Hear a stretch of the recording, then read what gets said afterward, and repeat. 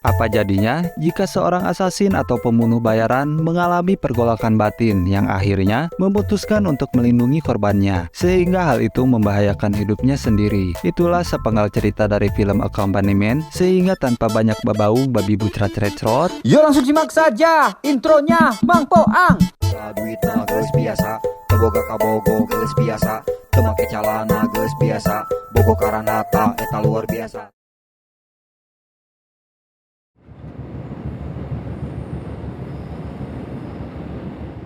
Kita akan diperkenalkan dengan seorang kurir bernama Rahun yang akan mengantarkan paket ke suatu gedung yang sedang dijaga ketat oleh petugas kepolisian, di mana gedung tersebut merupakan tempat perlindungan saksi, sehingga saat ia menuju lantai di mana si saksi berada, ia pun dicegat oleh petugas untuk diperiksa. Tapi tiba-tiba, 너 몇 층 몇 호 가는 거야? 어?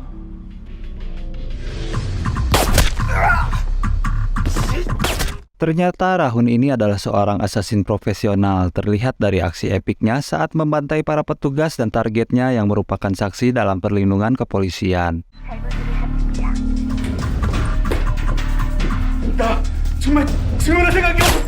Setelah berhasil menghabisi targetnya, ia pun segera meninggalkan gedung, tapi tiba-tiba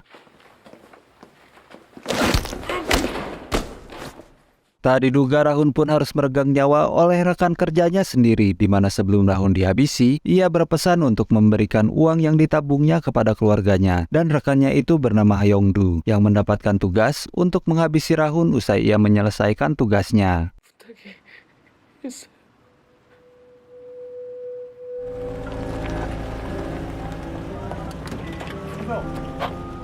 Meskipun berprofesi sebagai asasin, Hyungdu ini tampak seperti pekerja kantoran biasa. Hal itu terlihat saat ia beraktivitas layaknya pekerja pada umumnya. Mulai dari rutinitas pergi ke kantor, nungguin angkot, sampai tegur sapa dengan rekan kerja lainnya. Namun yang tak biasa adalah kantornya yang merupakan sebuah kamuflase di mana di situ ada sebuah ruang rahasia untuk menjalankan aksi haramnya tersebut.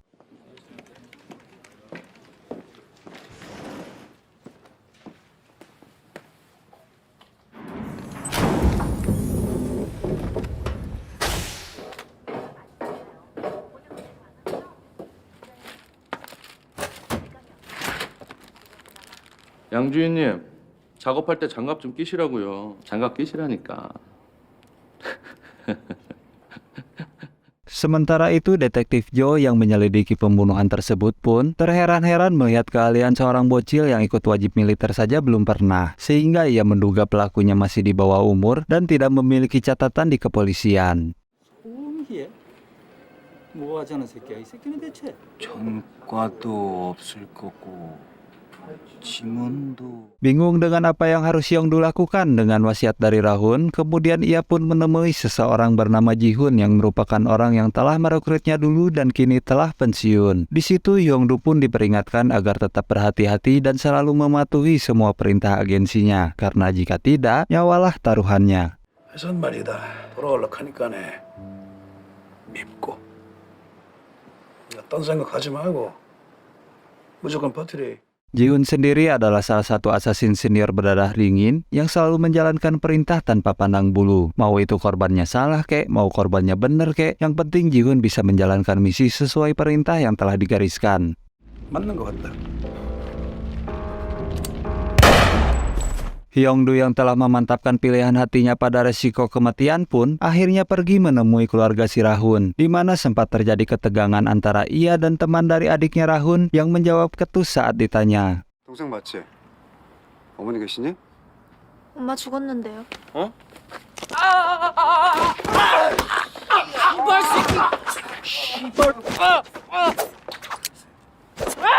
누구냐고? 나도 모른다니까. 누구세요?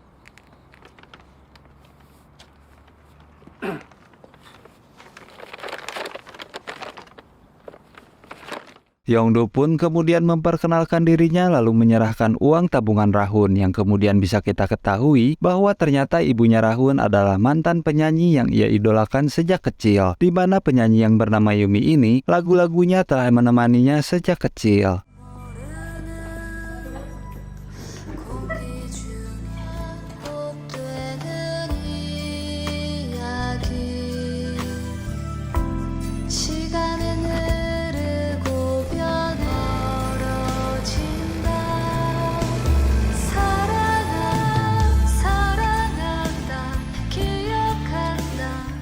Dia adalah ketua Jeon yang merupakan pemilik dari agensi assassin tersebut, di mana ia memerintahkan Hyungdu untuk mengawasi atasannya yang bernama Jin Chae, di mana ia telah melarikan diri akibat insiden kematian anaknya saat ia sedang menjalankan misi, sehingga hal itu membuatnya loba molohok dan kehilangan semangat hidup. Yang dikhawatirkan, Jin Chae akan membocorkan data perusahaan kepada polisi. 아저씨! 기획실 거칠 일 아니니까 그거 베이스로 하라고. 7살 난 아들이 택시에 치였어.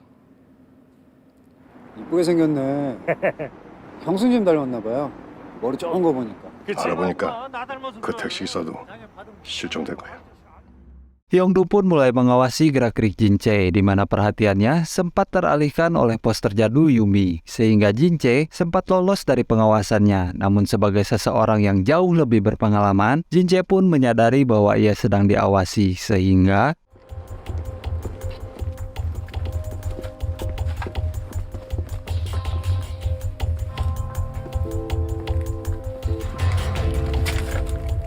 네가 날 다들 걱정하고 있어요. 나머진 다 회사에서. 회사에서 알아서 하겠다고 애새끼랑 마누라만 뭐. 진 부장님. 됐으니까! 나 그만둔다고. dia adalah pimpinan Gwon yang tak pernah bertugas di lapangan dan tak pernah membunuh, sehingga ia tak paham dan tak punya pengalaman yang cukup. Jabatan yang dimilikinya pun berkata ayahnya ketua Jeon. Hanya satu keahliannya dan itu adalah mengkritik orang lain, seolah ialah jagoan sesungguhnya. 멀쩡해? 곧 승인 날 거니까 조용히 대기해. 근데 별일이다. 우리 지과장님이 실수를 다 하고. 죄송합니다. 미팅 있다며.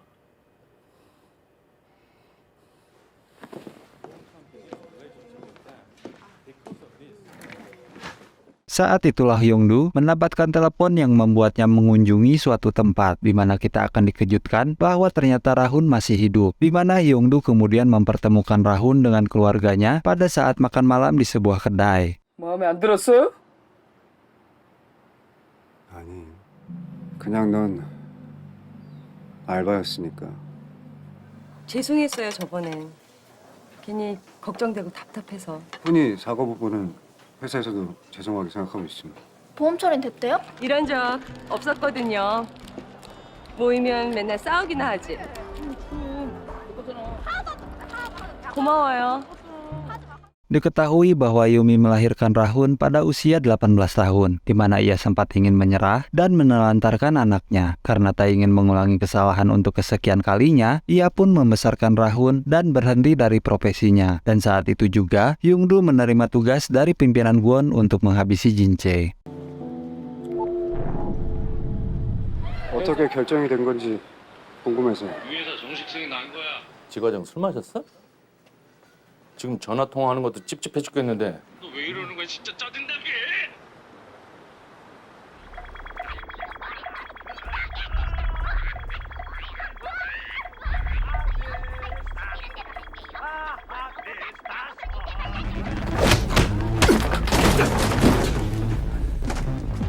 Meskipun Jin Chae melakukan sedikit perlawanan, namun Hyungdu berhasil melumpuhkan mantan atasannya yang telah putus asa dengan hidupnya. 이게 형도지. 도망가실 수 있었잖아요. 내 새끼만 무사하길 바란다는 거 말이 안 되잖아. 이러시세요? 상관없잖아.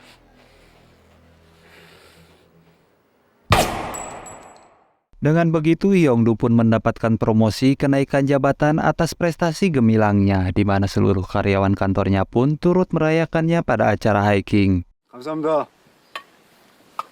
끝이니? 지과장님 진짜! 소감이 똑같네, 형도 씨. 과장 승진 때랑. 축하드립니다. 계획대로 될 수가 없다고. 현장이라는 데가. Selain itu, Yumi pun bersedia untuk menerima ajakan kencannya pada akhir pekan nanti, sehingga lengkaplah sudah kebahagiaan Hyungdu saat ini. Cowok sekelas assassin pro seperti Hyungdu pun tetap dibuat grogi saat jatuh cinta. Dan itu tampak jelas ketika ia menjatuhkan gitar yang ia pegang saat berkencan dengan Yumi. Namun hal itu tak berlangsung lama sampai ketika Hyungdu mengakui bahwa dirinya sering mendengar lagu yang dinyanyikan oleh Yumi dan berharap agar Yumi kembali bernyanyi.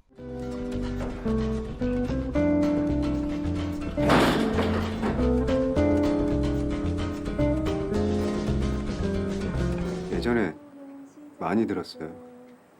유미연 씨 노래.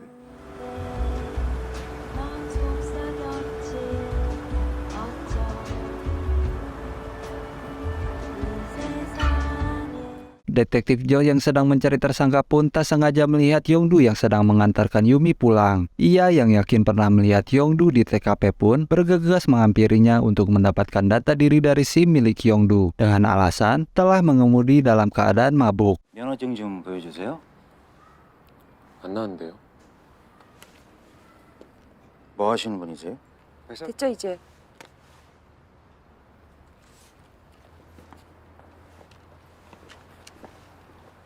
Dan lagi-lagi, Hyungdu membahayakan hidupnya. Ternyata Jinche juga masih hidup. Ia yang masih sering mengunjungi makam anaknya pun tertangkap kamera, sehingga Hyungdu yang dianggap tidak becus mengemban tugas pun kembali diperintahkan untuk kembali menghabisi Jinche di hadapan mereka semua.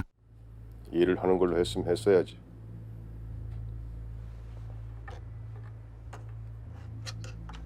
너나 조용히 해, 이 새끼야. 낙하산 주제 끝까지 하라 말아야. 아, 피곤해하고 처자. 그리고 날 밝으면 행복해?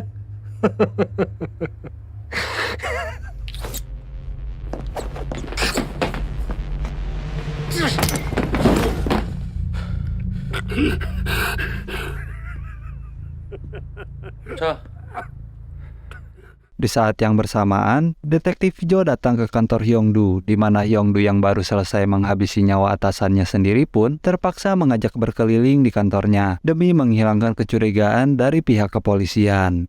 이상하게 생각할까봐 줬다. 명함을. Hal tersebut pun kemudian membuat Hyungdu kembali dipanggil oleh atasannya yang modal petantang-petenteng ini. Ia yang takut Hyungdu melawan pun menegaskan bahwa dirinya sebagai atasannya sebelum ia meluapkan amarah kepadanya. 일적으로 묻는 거야. 네. 한 번도 속셈을 설명한 짝이 없어. 개새끼가.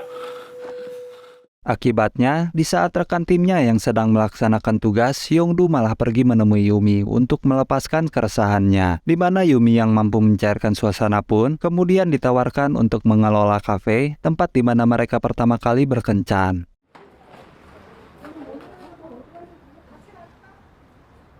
무슨 일 있었어요? 아니요? 나 좋아해요? 아니요.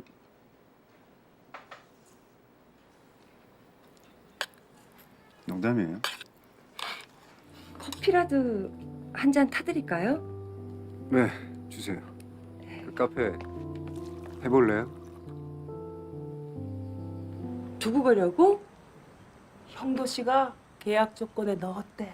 이번에 새로 들어온 아쌈티가 있는데 굉장히 괜찮더라고요.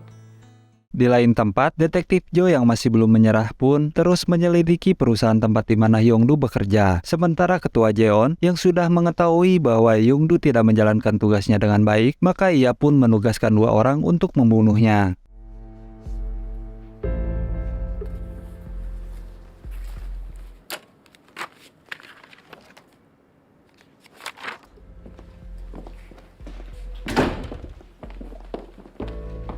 막힐 것 같아서요.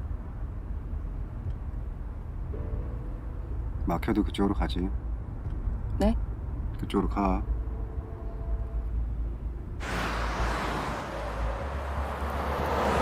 계약하러 가는데 사구경 챙겼네.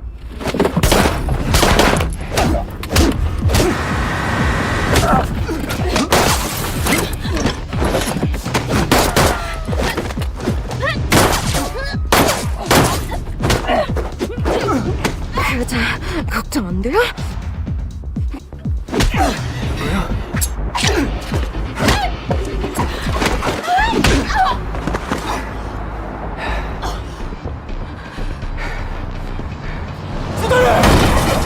Mengetahui pujaan hatinya pun sedang terancam, Yongdu pun segera menghubungi Rahun. Sementara Yumi yang tidak tahu menahu dengan apa yang sedang terjadi pun ngotot minta penjelasan selama perjalanan mereka menuju ke tempat Jiun. 세워요. 차 세우라고요. 가만히 있어요.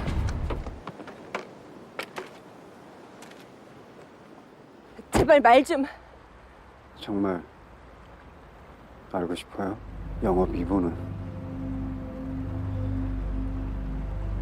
나보고 어쩌라고. 엄마나 보슬이나 먹고는 살아야 될 거 아니야. 일?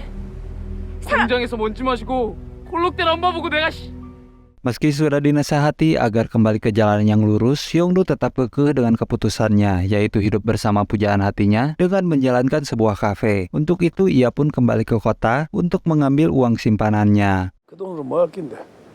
카페 같은 거 해보려고요. 언제부터 생각한 기고? 잘 모르겠어요.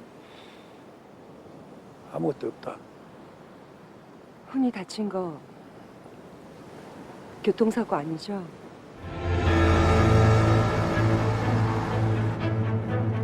회사는 저에게 모든 것이었어요.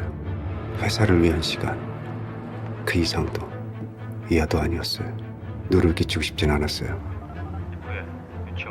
상황이 이렇게 된 거. 다만 그냥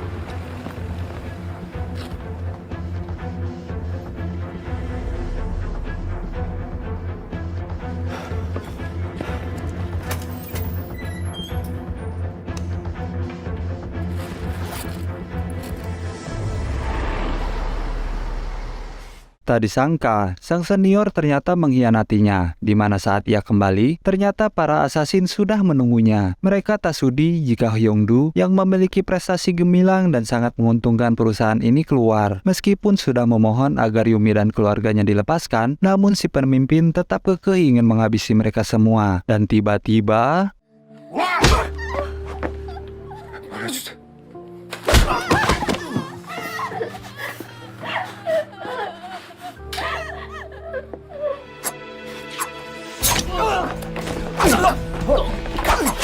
Mereka semua pun harus meregang nyawa di tangan Yongdu. Tapi sayang, Yumi pujaan hatinya harus tewas dengan luka tembak di tubuhnya.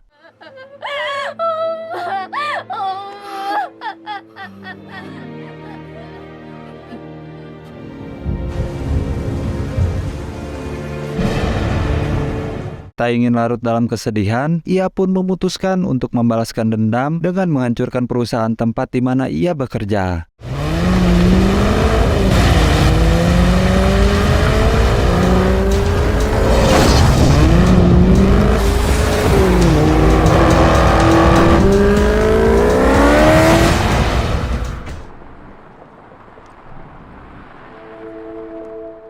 Dengan menggunakan ID orang lain, Yongdu pun masuk ke dalam kantornya. Sempat dicegat oleh resepsionis, namun perlawanannya bukanlah masalah berarti baginya.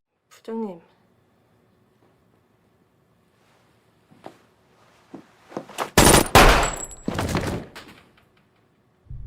Rekan kerjanya yang melihat kedatangan Yongdu pun mulai bersiap dan memperingatinya. Namun Yongdu yang tetap kekeh mencari atasannya pun akhirnya harus menghabisi seluruh penghuni di kantor tersebut.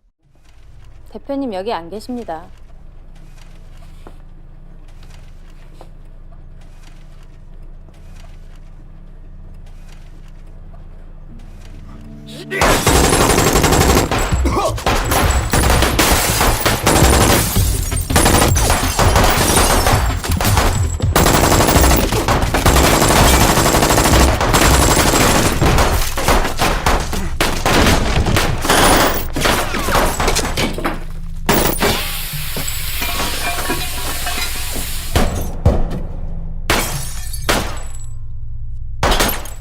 Sempat tertembak dan terdesak, namun Yongdu yang sudah membulatkan tekadnya kembali bangkit dan menghabisi semua musuhnya.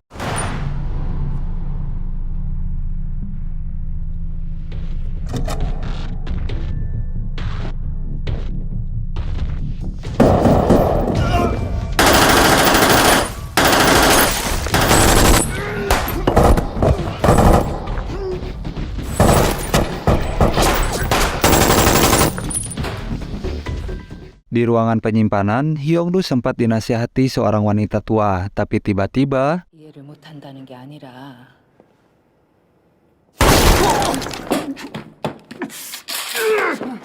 tanpa ia sadari, seseorang menyerangnya dari belakang. Meskipun sempat kewalahan saat menghadapinya, namun Hyungdu yang sebagai assassin terbaik di kantornya ini pun mampu menghabisi lawannya dengan senjata milik si wanita tua tadi.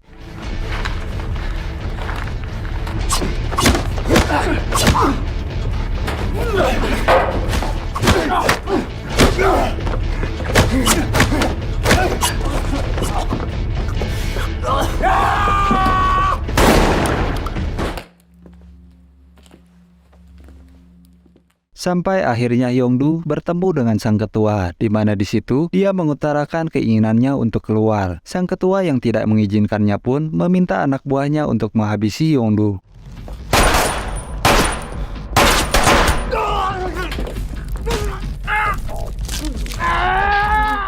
Namun saat tinggal selangkah lagi ia bisa menghabisi ketua, tiba-tiba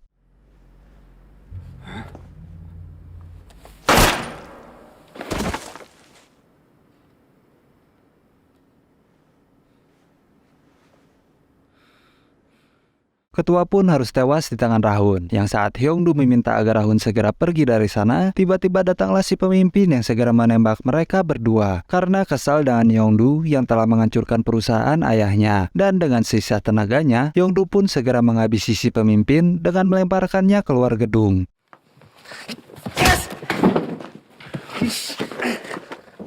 아, 나 이 개새끼야.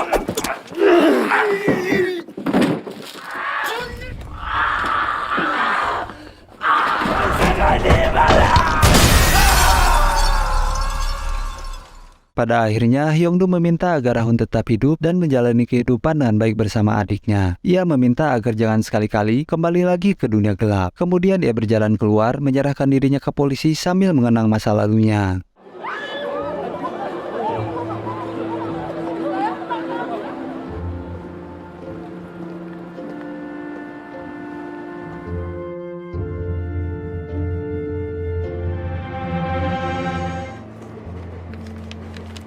Dan film pun tamat.